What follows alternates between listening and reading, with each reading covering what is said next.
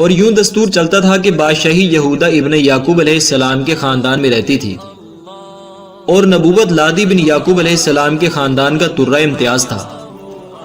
حضرت شمویل علیہ السلام جب نبوت سے سرفراز کیے گئے تو ان کے زمانے میں کوئی بادشاہ نہیں تھا، تو بنی اسرائیل نے آپ سے درخواست کی کہ آپ کسی کو ہمارا بادشاہ بنا دیجئے۔ تو آپ نے حکم خداوندی کے مطابق طالوت کو بادشاہ بنا دیا، جو بنی اسرائیل میں سب سے زیادہ طاقتور اور سب سے بڑا عالم تھا، لیکن بہت ہی غریب و مفلس تھا۔ چمڑا پکا کر یہ بکریوں کی چرواہی کر کے زندگی بسر کرتا تھا۔ اس پر بنی اسرائیل کو اعتراض ہوا کہ طالوت شاہی خاندان سے نہیں ہے، لہٰذا یہ کیوں کر اور کیسے ہمارا بادشاہ ہو سکتا ہے؟ اس سے زیادہ تو بادشاہت کے حقدار ہم لوگ ہیں، کیونکہ ہم لوگ شاہی خاندان سے ہیں۔ پھر طالوت کے پاس کچھ زیادہ مال بھی نہیں ہے، ایک غریب و مفلس انسان بھلا تخت شاہی کے لائق کیوں کر ہو سکتا ہے؟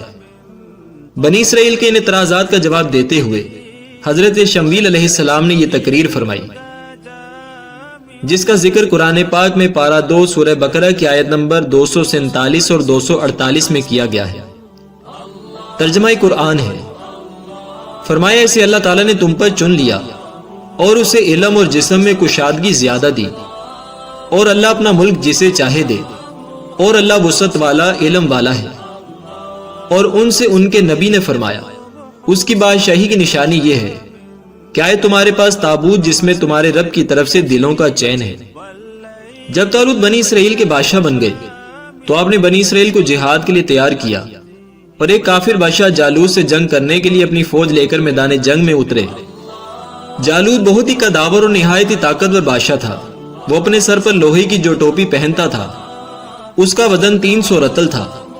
جب دونوں فوجیں میدان جنگ میں لڑائی کے لیے صف آرائی کر چکی تو حضرت جالوت نے اپنے لشکر میں یہ اعلان فرما دیا کہ جو شخص جالوت کو قتل کرے گا میں اپنی شہزادی کا نکاح اس کے ساتھ کر دوں گا اور اپنی آدھی سلطنت بھی اس کو عطا کر دوں گا۔ یہ فرمان شاہی سن کر حضرت داؤد علیہ السلام آگے بڑھے، جو ابھی بہت ہی کم سن تھے اور بیماری سے چہرہ زرد ہو رہا تھا، اور غربت و مفلسی کا یہ عالم تھا کہ بکریاں چرا کر اس کی اجرت سے گزر بسر کرتے تھے۔ روایت ہے کہ حضرت داؤد علیہ السلام گھر سے جہاد کے لیے روانہ ہوئے تو راستے میں ایک پتھر یہ بولا کہ اے حضرت داؤد علیہ السلام مجھے اٹھا لیجئے، کیونکہ میں حضرت موسیٰ علیہ السلام کا پتھر ہوں۔ پھر دوسرے پتھر نے آپ کو پکار کر کہا کہ اے حضرت داؤد علیہ السلام مجھے اٹھا لیجئے، کیونکہ میں حضرت ہارون علیہ السلام کا پتھر ہوں۔ پھر ایک تیسرے پتھر نے آپ کو پکار کر عرض کیا کہ اے حضرت داؤد علیہ السلام مجھے اٹھا لیجئے، کیونکہ میں جالوت کا قاتل ہوں۔ حضرت داؤد علیہ السلام نے ان تینوں پتھروں کو اٹھا کر اپنے جھولے میں رکھ لیا۔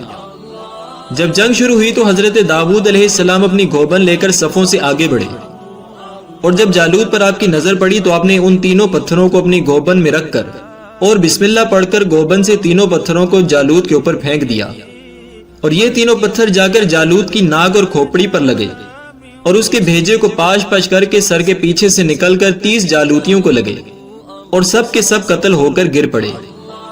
پھر حضرت داؤد علیہ السلام نے جالوت کی لاش کو گھسیٹتے ہوئے لا کر اپنے بادشاہ حضرت طالوت کے قدموں میں ڈال دیا۔ اس پر حضرت طالوت اور بنی اسرائیل بے حد خوش ہوئے۔ جالوت کے قتل ہو جانے سے اس کا لشکر بھاگ نکلا اور حضرت طالوت کو فتح مبین ہوئی، اور اپنے اعلان کے مطابق حضرت طالوت نے حضرت داؤد علیہ السلام کے ساتھ اپنی لڑکی کا نکاح کر دیا اور اپنی آدھی سلطنت کا ان کو سلطان بنا دیا۔ پھر پورے 40 برس کے بعد جب حضرت طالوت بادشاہ کا انتقال ہو گیا تو حضرت داؤد علیہ السلام پوری سلطنت کے بادشاہ بن گئے، اور جب حضرت شمویل علیہ السلام کی وفات ہو گئی تو اللہ تعالیٰ نے حضرت داؤد علیہ السلام کو سلطنت کے ساتھ نبوت سے بھی سرفراز فرما دیا۔ حضرت داؤد علیہ السلام سے پہلے سلطنت اور نبوت دونوں اعزاز ایک ساتھ کسی کو بھی نہیں ملے تھے۔ آپ پہلے شخص ہیں کہ ان دونوں عہدوں پر فائز ہو کر 70 برس تک سلطنت اور نبوت دونوں منصبوں کے فرائض پورے کرتے رہے، اور پھر آپ کے بعد آپ کے فرزند حضرت سلیمان علیہ السلام کو بھی اللہ تعالیٰ نے سلطنت اور نبوت دونوں مرتبوں سے سرفراز فرمایا۔